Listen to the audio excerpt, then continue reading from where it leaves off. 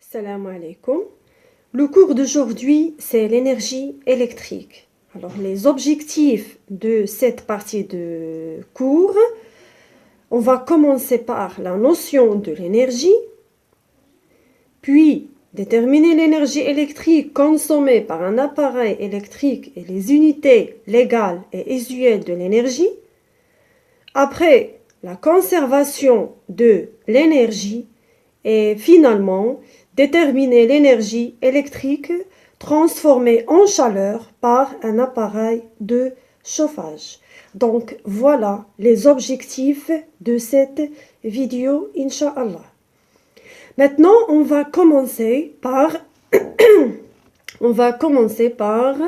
la définition de l'énergie. Alors, c'est quoi l'énergie?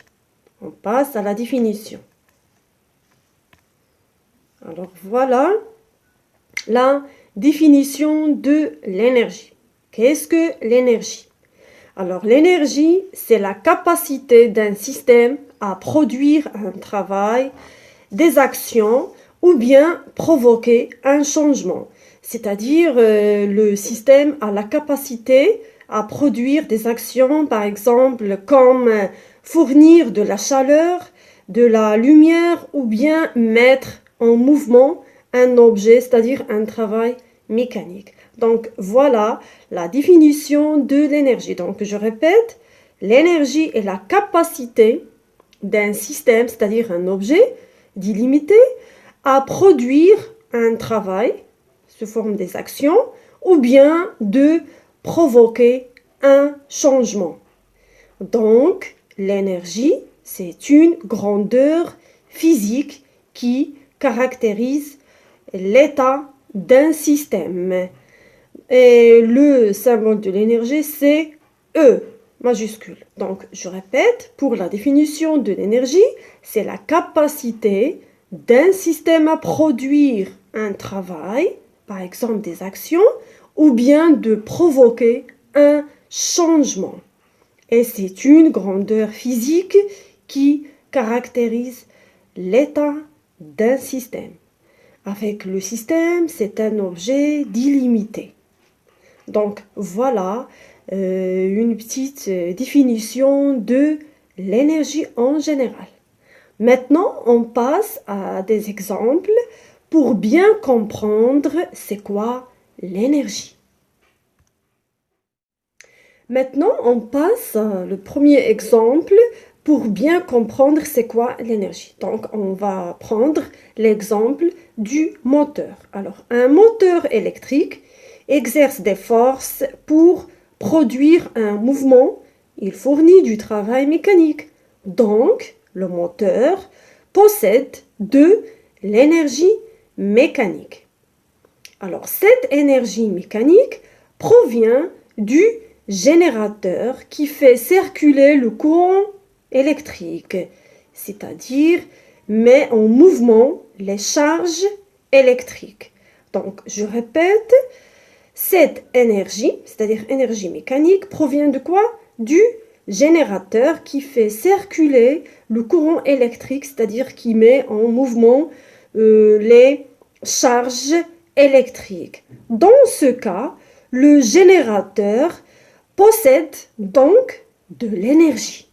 Donc, je répète, l'énergie mécanique du moteur provient du générateur. Alors, ce générateur, alors voilà, le générateur qui fait circuler le courant électrique, c'est-à-dire qui met en mouvement les charges électriques. Dans ce cas, le générateur possède donc de l'énergie que l'on qualifie d'électrique. Donc, le générateur a une énergie comment? Électrique, c'est-à-dire l'énergie électrique liée à la circulation du courant électrique. Dans ce cas, le moteur reçoit cette énergie électrique et la transforme en énergie mécanique. Donc voilà le premier exemple. C'est le moteur pour bien comprendre c'est quoi l'énergie. Donc je répète, l'énergie, c'est la capacité d'un système à produire des actions. Donc voilà le premier exemple. On passe à des exemples pour bien comprendre c'est quoi l'énergie. On passe à les 3 exemples suivants. On prend le deuxième exemple, c'est le feu. On brûle dans l'air le bois et libère son énergie chimique. Alors cette énergie chimique est transformée en chaleur et en lumière. Donc voilà l'énergie chimique. On passe à troisième exemple, c'est l'énergie hydraulique.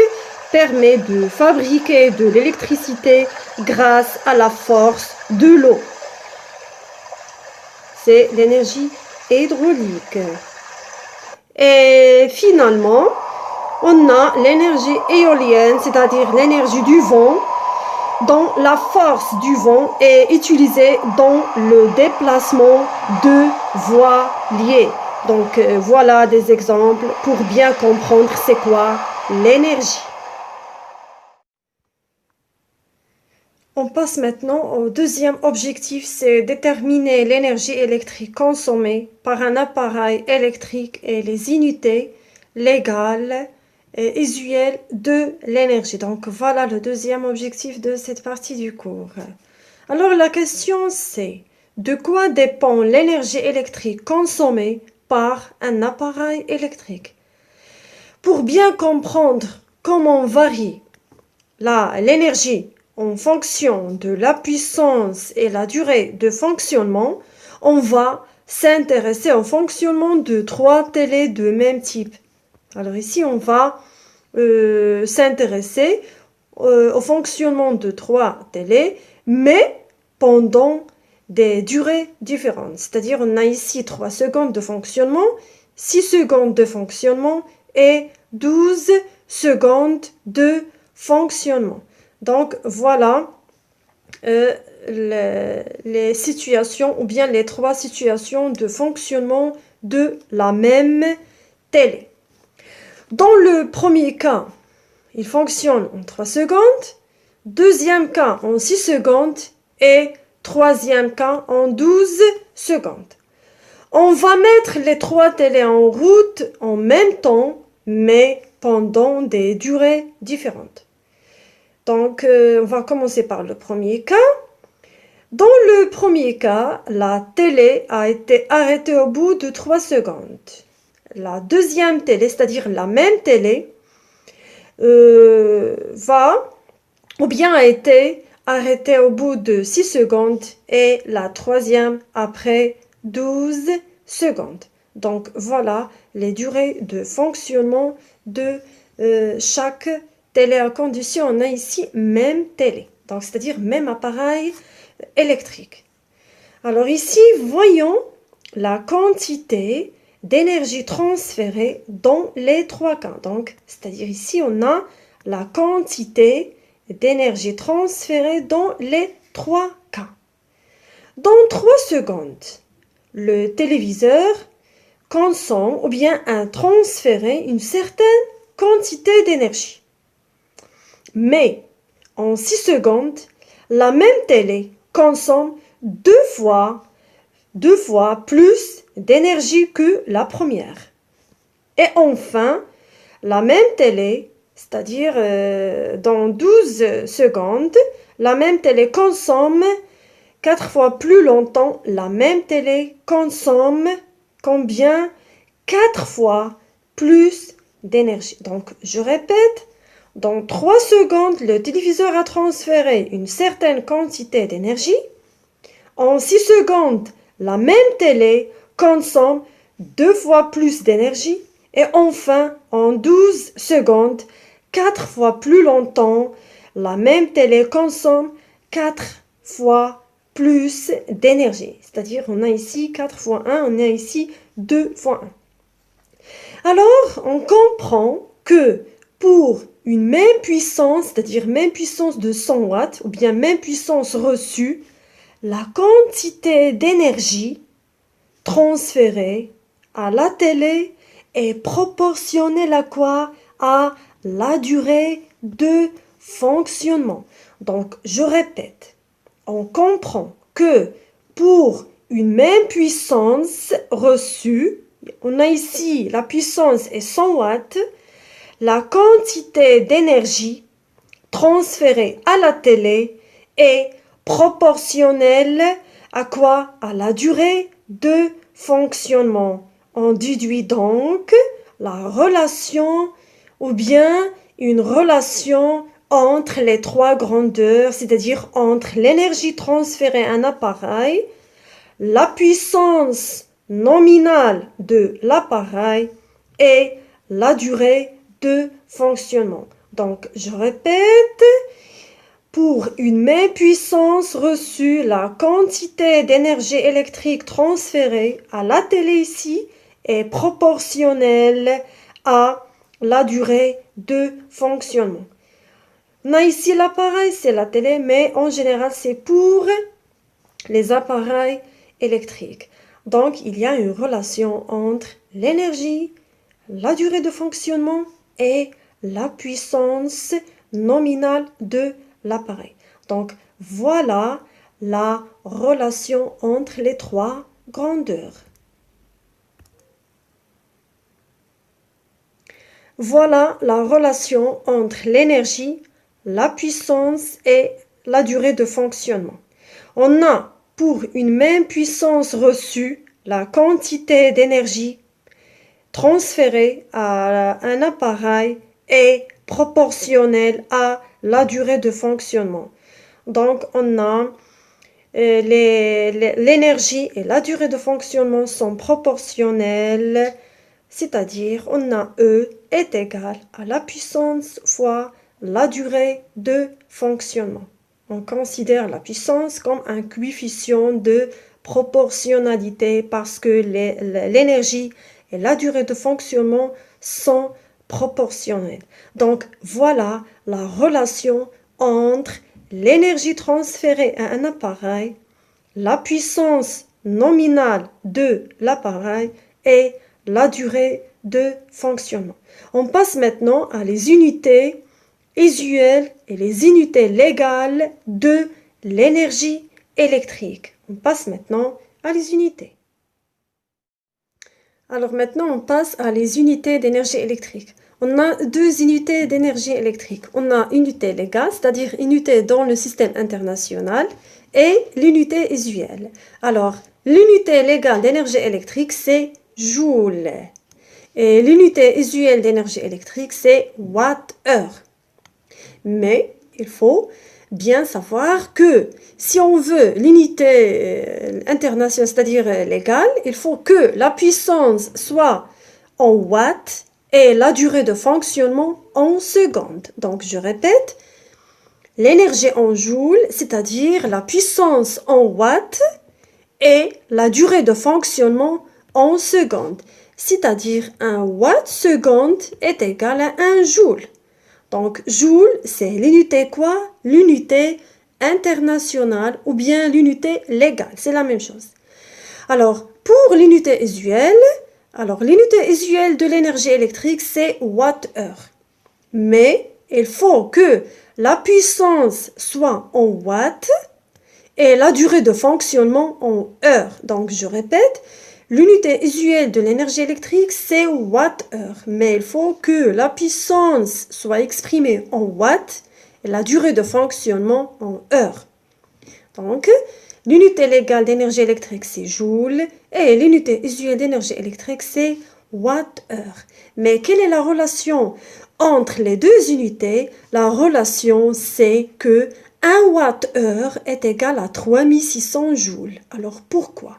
Alors, ici, on a l'énergie watt-seconde. Ici, on a watt-heure. Alors, heure à 3600 secondes. C'est-à-dire, watt-seconde, c'est un joule. Donc, il faut, pour convertir d'une heure à seconde, il faut multiplier par 3600. Donc, 1 Wh est égal à 3600 joules. Donc, voilà la relation entre les deux unités, c'est-à-dire l'unité usuelle et l'unité internationale ou bien l'unité légale. Alors, voilà un exemple. Alors, par exemple, si on a énergie en Wh, c'est-à-dire, par exemple, 150 Wh. Alors, pour convertir cette énergie en joules, il faut multiplier par quoi? Par 3600, c'est-à-dire est égal en joules. Ici, en Wh, mais en joules est égal à 540 000 quoi? Joules.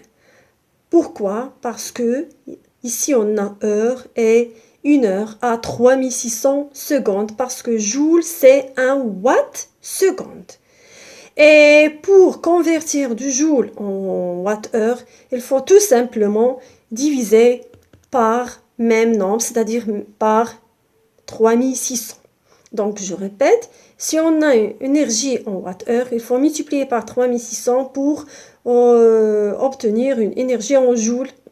Et si on a une énergie en joule, donc, on peut diviser par 3600 pour convertir cette énergie en watt-heure. Donc, toujours 1 watt-heure est égal à 3600 joules. Ou bien 1 joule est égal à 1 sur 3600 watt-heure. Donc, voilà les unités, soit légales, c'est-à-dire joules, soit usuelles, c'est-à-dire watt-heure, et la relation, c'est 3600.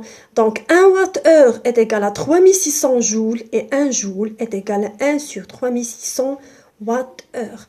Donc, voilà les unités, soit légales, soit usuelles, et la relation entre les deux unités. Donc, voilà les unités et la relation entre eux. On passe maintenant à troisième objectif de cours, c'est la conservation de l'énergie électrique. Mais avant de commencer, c'est quoi la conservation de l'énergie électrique? Il faut savoir que tous les appareils électriques sont des convertisseurs. Alors, pourquoi convertisseurs? Parce qu'ils transforment de l'énergie électrique en une autre forme d'énergie. Ici, on a un exemple de la lampe, soit la lampe incandescente, soit la lampe fluocompacte. Alors, en général, c'est une lampe. Alors, ici, on a un exemple de la lampe qui est un convertisseur.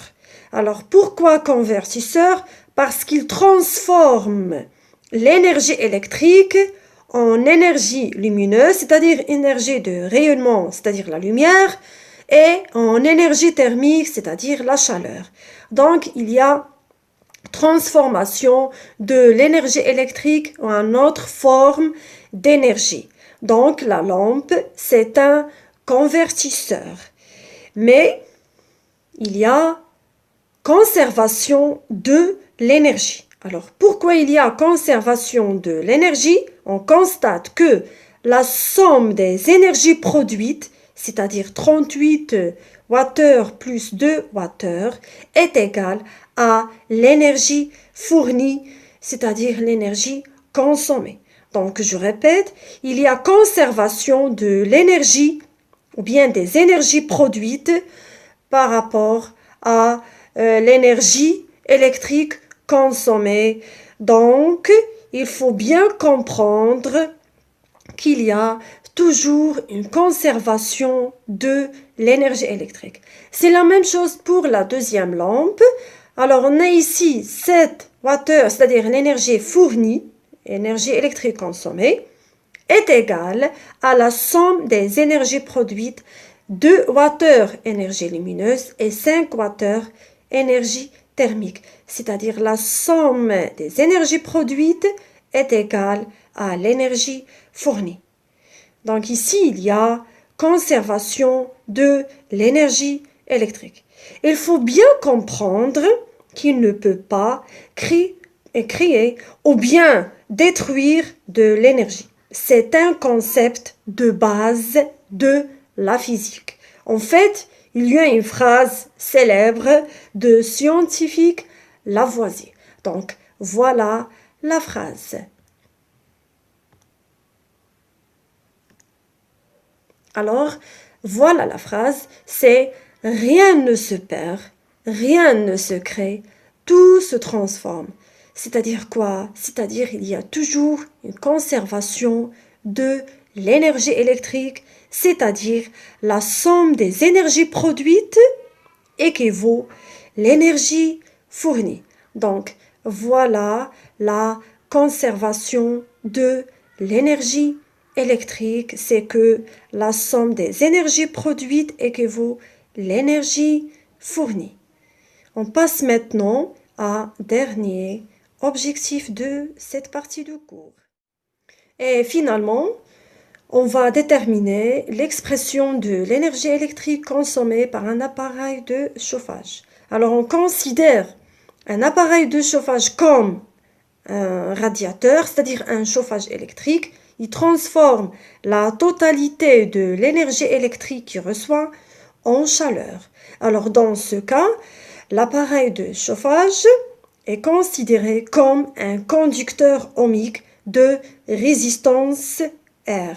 Alors, il transforme entièrement l'énergie électrique qu'il reçoit en énergie thermique. Donc, voilà l'énergie thermique, c'est-à-dire la chaleur.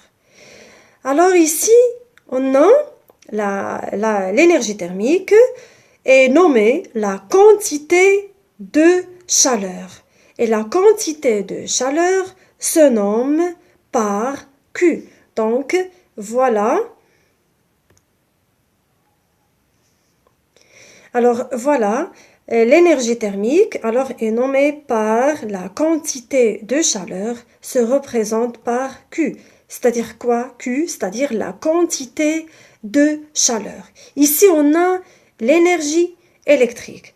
Alors, d'après la conservation de l'énergie électrique, on a l'énergie électrique est égale à l'énergie thermique. Pourquoi? Parce qu'il y a conservation de l'énergie. Alors ici, on a E est égal à Q.